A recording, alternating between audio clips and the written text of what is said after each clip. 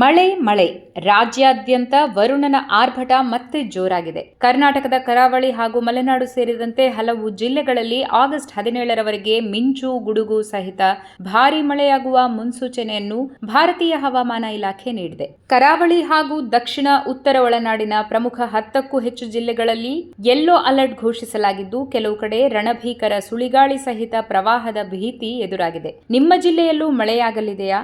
ಎಲ್ಲೆಲ್ಲಿ ಅಲರ್ಟ್ ಘೋಷಿಸಲಾಗಿದೆ? ಇಲ್ಲಿದೆ ಇದರ ಬಗ್ಗೆ complete weather report. Dakshina Kannada, Udupi ಹಾಗೂ ಉತ್ತರ ಕನ್ನಡ ಈ 3 ಕರಾವಳಿ ಜಿಲ್ಲೆಗಳಲ್ಲಿ ಇಂದು ವ್ಯಾಪಕ ಮಳೆಯಾಗುವ ಸಾಧ್ಯತೆ ಇದೆ. ಸಮುದ್ರದಲ್ಲಿ 30ರಿಂದ 40 ಕಿಲೋಮೀಟರ್ ವೇಗದಲ್ಲಿ ಬಲವಾದ ಗಾಳಿ ಬೀಸಲಿದ್ದು, ಅಲೆಗಳ ಭೋರ್ಟತ ಹೆಚ್ಚಿರಲಿದೆ. ಶಿವಮೊಗ್ಗ, ಚಿಕ್ಕಮಗಳೂರು ಮತ್ತು ಕೊಡಗು ಮಲೆನಾಡಿನ ಭಾಗಗಳಲ್ಲಿ ಮೋಡ ಕವಿದ ವಾತಾವರಣವಿದ್ದು, ಘಟ್ಟ ಪ್ರದೇಶಗಳಲ್ಲಿ ಗುಡುಗು ಸಹಿತ ಭಾರೀ ಮಳೆಯಾಗುವ ಸೂಚನೆ ಇದೆ. ಹಾಸನ ಜಿಲ್ಲೆಯ ಕೆಲವೆಡೆ ಹಗುರದಿಂದ ಸಾಧಾರಣ ಮಳೆಯಾಗುವ ನಿರೀಕ್ಷೆ ಇದೆ. ಉತ್ತರ ಒಳನಾಡು, ಬೆಳಗಾವಿ, ಧಾರವಾಡ, ಹಾವೇರಿ ಹಾಗೂ ಗದಗ ಜಿಲ್ಲೆಗಳಲ್ಲಿ ಸಾಧಾರಣ ಮಳೆಯಾಗಲಿದೆ. ಇನ್ನುಳಿದಂತೆ ಕಲಬುರಗಿ, ವಿಜಯಪುರ, ಬಾಗಲಕೋಟೆ, ಯಾದಗಿರಿ ಮತ್ತು ಬೀದರ್ ಜಿಲ್ಲೆಗಳಲ್ಲಿ ಅಲ್ಲಲ್ಲಿ ಹಗುರವಾದ ತುಂತುರು ಮಳೆಯಾಗುವ ಸಾಧ್ಯತೆ ಇದೆ. ದಕ್ಷಿಣ ಒಳನಾಡು, ಮೈಸೂರು, ಮಂಡ್ಯ, ಚಾಮರಾಜನಗರ, ರಾಮನಗರ ಮತ್ತು ತುಮಕೂರು ಜಿಲ್ಲೆಗಳಲ್ಲಿ ಅಲ್ಲಲ್ಲಿ ಸಾಧಾರಣ ಮಳೆಯಾಗಲಿದೆ. ಬೆಂಗಳೂರು ನಗರ ಹಾಗೂ ಬೆಂಗಳೂರು ಗ್ರಾಮಾಂತರ ಜಿಲ್ಲೆಗಳಲ್ಲಿ ಇಂದು ದಿನವಿಡೀ ಭಾಗಶಃ ಮೋಡ ಕವಿದ ವಾತಾವರಣವಿರಲಿದ್ದು,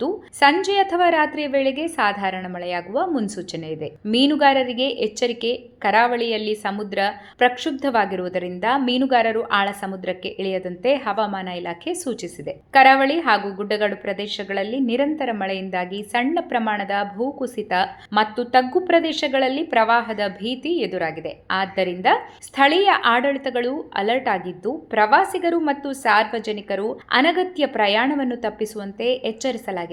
ಗಂಟೆಗೆ ತೀವ್ರ ವೇಗದಲ್ಲಿ ಗಾಳಿ ಬೀಸುವುದರಿಂದ ಹಳೆಯ ಮರಗಳು ಹಾಗೂ ವಿದ್ಯುತ್ ಕಂಬಗಳ ಬಳಿ ನಿಲ್ಲದಂತೆ ಸೂಚಿಸಲಾಗಿದೆ. ಈ ವಿಡಿಯೋ ನಿಮಗೆ ಉಪಯುಕ್ತ ಅನಿಸಿದರೆ ತಕ್ಷಣ ಲೈಕ್ ಮಾಡಿ, ನಿಮ್ಮ ಸ್ನೇಹಿತರೊಂದಿಗೆ ಶೇರ್ ಮಾಡಿ. ದಿನನಿತ್ಯದ ಲೇಟೆಸ್ಟ್ ಅಪ್ಡೇಟ್ಗಳಿಗಾಗಿ ನಮ್ಮ ಚಾನೆಲ್ಗೆ ಈಗಲೇ ಸಬ್ಸ್ಕ್ರೈಬ್ ಮಾಡಿಕೊಳ್ಳಿ.